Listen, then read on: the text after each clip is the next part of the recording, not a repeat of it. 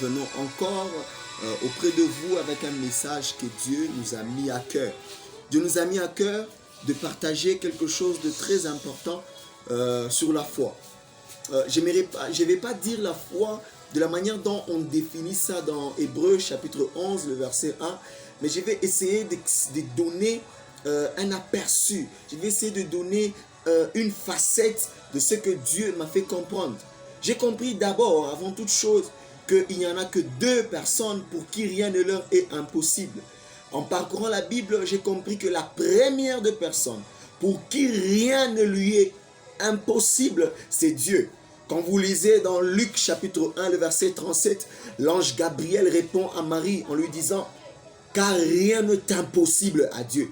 Vous le savez où vous êtes, qu'il n'y a aucune chose, j'ai bien dit aucune chose qui soit impossible à Dieu.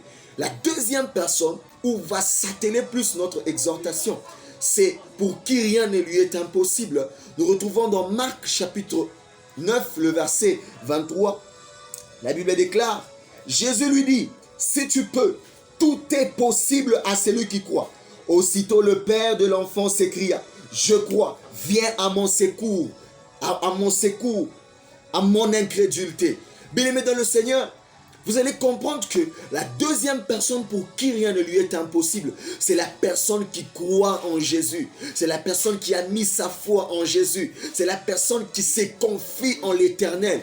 La personne qui se confie en l'Éternel a pour conséquence la facilité et la possibilité de toutes choses. Alors, bien-aimé dans le Seigneur, cette personne a amené son enfant. Son enfant était malade. Il est en train d'expliquer à Jésus en lui disant, mon fils de foi, il est jeté dans le feu. Des fois, il est jeté dans l'eau. Oui, tout ça, cet esprit pour lui faire périr. Je suis fatigué de cette maladie. Je suis fatigué de cette situation. Peut-être toi aussi, tu es fatigué d'une situation. Peut-être toi aussi, tu es fatigué de quelque chose qui a tant été comme un fardeau pour toi dans la vie. Mais je te dis, il n'y a aucune chose qui soit impossible pour la personne qui croit en Jésus. Essaie d'activer ta foi. On va comprendre, bien aimé, je rentre. Au début, j'ai dit, on va parler de la foi. La foi, d'abord, est de prendre Dieu au sérieux.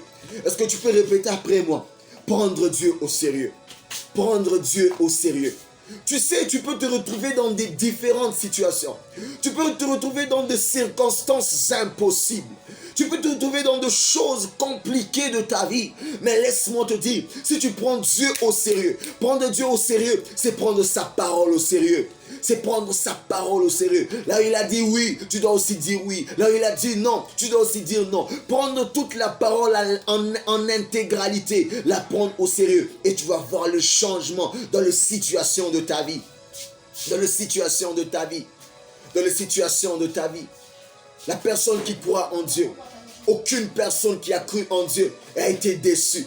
La Bible déclare, il y a ceux qui s'appuient sur leurs chars, d'autres sur leurs chevaux. Mais nous invoquons le nom de l'Éternel. La Bible déclare encore dans Proverbe que le nom de l'Éternel est une haute tour. Le juste s'y réfugie.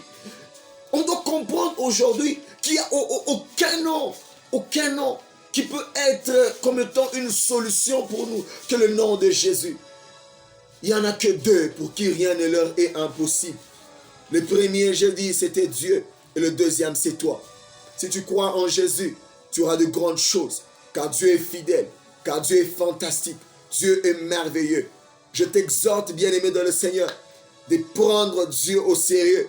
Quand je parle de prendre Dieu au sérieux, c'est de prendre sa parole au sérieux. La méditer, la pratiquer, être avec cette parole, la repasser dans notre cœur. Dieu va agir et Dieu va faire du bien. Dieu va faire du bien. Je disais au début que c'était une petite exhortation pour booster quelqu'un, pour informer à quelqu'un qu'il est la seule personne qui pouvait changer sa vie. Que Dieu te bénisse, que Dieu te fasse du bien, que Dieu t'honore au nom de Jésus-Christ. Je prie avec action de grâce. Amen.